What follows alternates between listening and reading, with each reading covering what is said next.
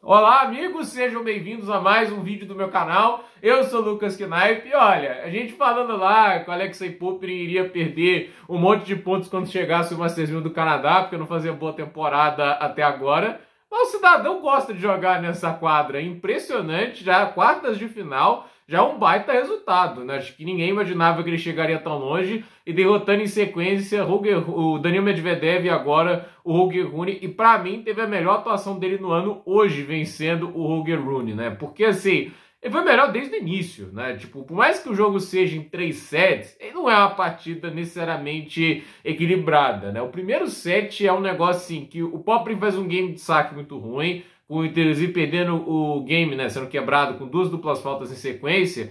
E aquele foi o único breakpoint que o Rune produziu. O Popyrin produziu 11 breakpoints no primeiro set, não aproveitou. Óbvio, alguns pontos méritos do Rune, outras ele perdeu a oportunidade. E assim, 11 breakpoints não aproveitar nenhum é um negócio que machuca, é um negócio que podia fazer ele ficar assim, completamente frustrado, perder a cabeça no jogo, mas não foi o que aconteceu, né? Eu acho que assim, muito tenista às vezes joga melhor um set, perde as oportunidades, acaba perdendo a parcial, se desespera, muda a forma de jogar sem necessidade. Ele percebeu que ele estava conseguindo incomodar o Rune, ele tinha que continuar e, quando se disse, a chance de ser mais efetivo. E no segundo set foi o inverso, 2 breakpoints, quebrou 2 vezes e fez um 6-2, né? E assim, até nos momentos que o Rune ameaçava crescer, ele aparecia com um grande saque, fazia um grande ponto.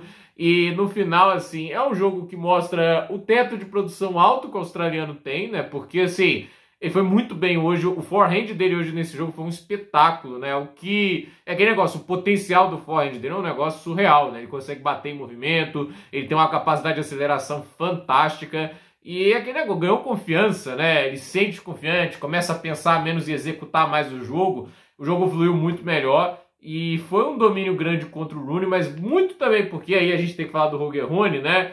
Como escolhe mal as jogadas, como joga com ansiedade, né? Porque assim, uma coisa é um tenista ter muito talento, muita qualidade, os recursos, outra coisa é saber utilizar. E o Holger Rune tem na cabeça dele que tênis só se joga de uma maneira, atacando o quanto antes, né? Indo para definição na primeira janela que aparecer, seja ela boa ou não. E com isso ele erra demais, né? Tem jogos que o Rune consegue aceitar aquele negócio de jogar um pouco mais sólido, saber sofrer um pouquinho mais. Hoje não foi o caso, né? Ele enfrenta um tenista que costuma ser um pouco errático em momentos de dificuldade, né? E ele não conseguiu colocar o Popyrin muitas vezes nessa condição e errou demais, né? Tipo, não foi seguro no jogo de saque dele, né? Ele não sacou bem, ele sofreu muito com as devoluções do Popyrin e aquele negócio, a velocidade de forehand do Popyrin machucou bastante o Rune. E aí é que é a história, né? O forehand do cara tá me machucando, né? O forehand dele tá me acelerando. O que eu faço? Eu tento reduzir a velocidade do jogo, jogo um slice, principalmente no backhand, onde ele sofre um pouquinho mais.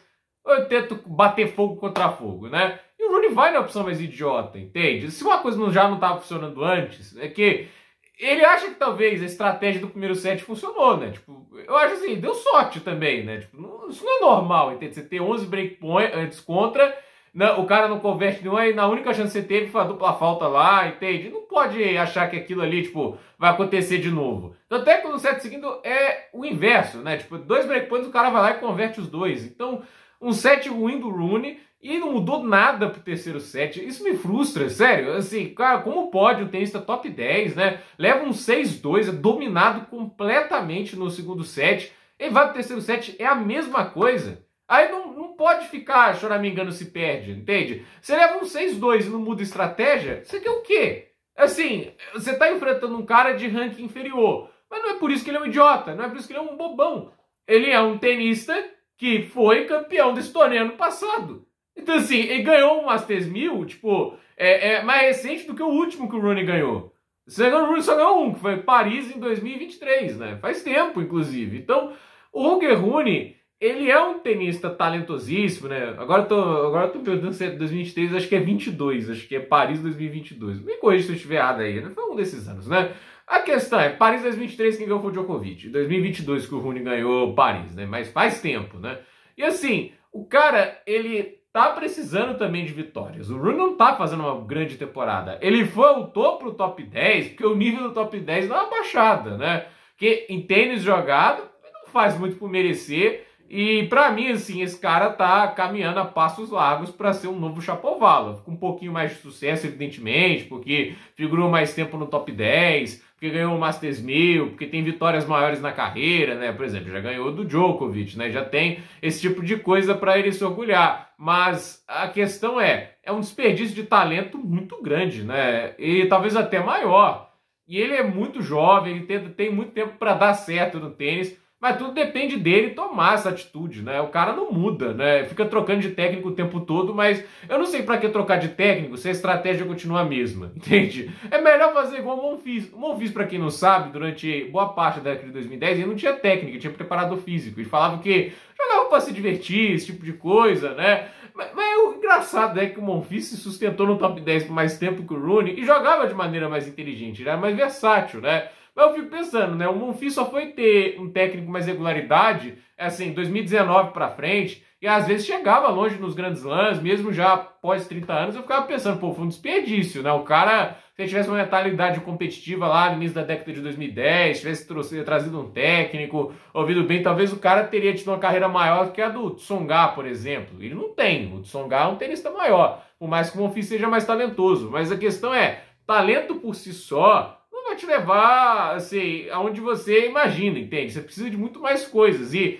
o Rooney é mais talentoso que o Popyrin. Mas o Popyrin é um cara que, pra mim, se esforça mais para melhorar os problemas dele. É por isso que ele conseguiu um grande salto no ranking, né? Por exemplo, 2022, quando o Rooney ganha lá o Masters 1000 de Paris, o Popyrin teve uma temporada de menos de 10 vitórias.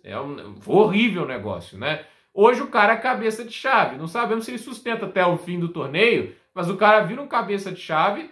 O cara já tem um título de Masters 1000 e hoje ganhou do Rooney, né? Tipo, já vem de uma vitória contra o Medvedev, tá ganhando cada vez mais jogos grandes, né?